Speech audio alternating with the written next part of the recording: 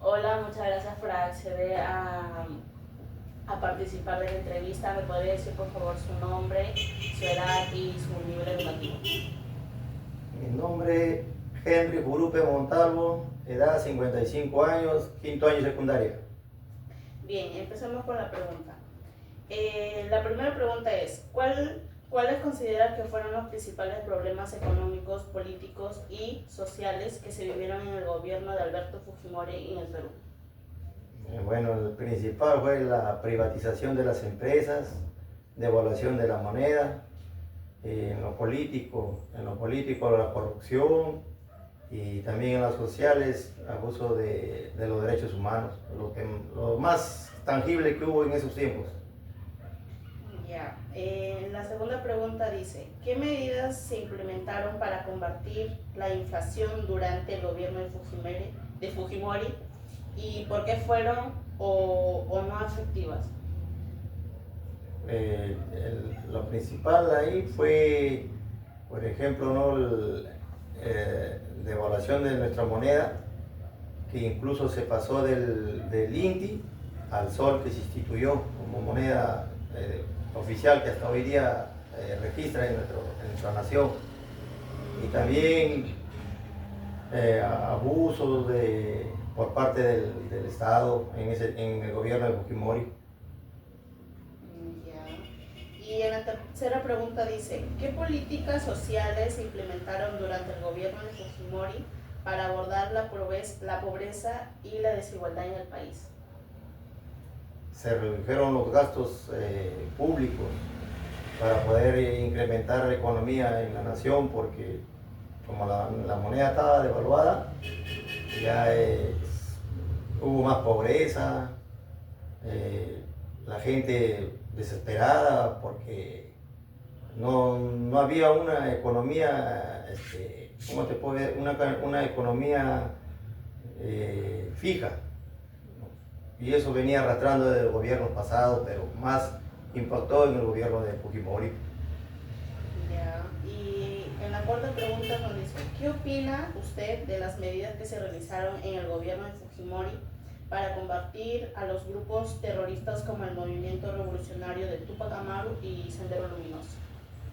Bueno, en aquellos tiempos fue buena porque por el lado del sur ya el terrorismo y el sendero luminoso ya se habían apoderado mayormente de los pueblos en la serranía, y desgraciadamente mataban gente, hacían juicios populares, mataban a los gobernadores, a los jueces de paz, abusaban con las mujeres, y el gobierno de Fujimori controló el terrorismo.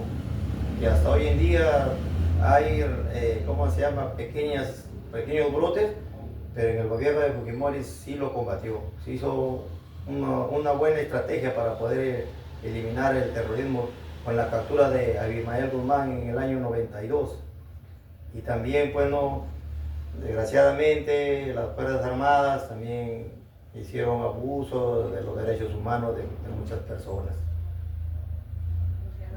Y durante el gobierno de Fujimori se realizó una campaña de control demográfico que consistió en la esterilización de miles de mujeres, sobre todo de campesinas indígenas. ¿Qué opina usted de esa política en ese año? Por una parte estuvo bien, porque mayormente en los pueblos alejados no había un control de natalidad, porque las mujeres tenían muchos hijos. ¿Y a qué conllevaba? A que no podían darle una buena alimentación, que no podían darle una educación.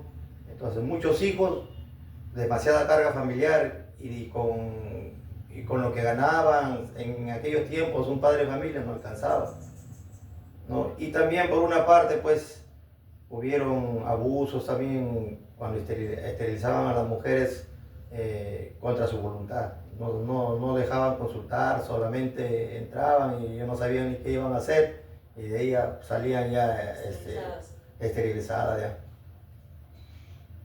¿Conoce usted las medidas que se tomaron durante el gobierno de Fujimori para controlar la prensa y cuáles fueron sus repercusiones en la libertad de expresión? El gobierno de Fujimori Fujimori ordenó que todos los medios de comunicación sean acatados por el gobierno. ¿Por qué? Porque el gobierno tenía su política, ¿no? Y a veces a los periodistas no les parecía bien, entonces hablaban mal contra el gobierno. Entonces, ¿qué hizo Fujimori? Ahora comenzó a poner prácticamente a todos los medios de comunicación bajo su mando, para que pudieran hablar bien del gobierno, porque comentaban de la corrupción y tantas cosas que se veían en ese tiempo. Entonces, ¿qué hizo? Se apoderó de todo eso y se acabó la libertad de expresión. Y como última pregunta, ¿cuáles fueron los eventos que llevaron a la caída del gobierno de Fujimori en el año 2000? ¿Y qué consecuencias tuvo para el país? La principal fue la corrupción, los Vladivideos, donde salían grandes personajes públicos que eran sobornados por Vladimiro Montesinos, y también, bueno, la corrupción que se generalizó tanto. Y lo más fuerte fue la marcha de los 4 suyos, que fue convocada por el señor Alejandro Toledo, el mismo que ahorita también está purgando en el penal de Barbadillo. Ya, muchas gracias por participar en esta entrevista.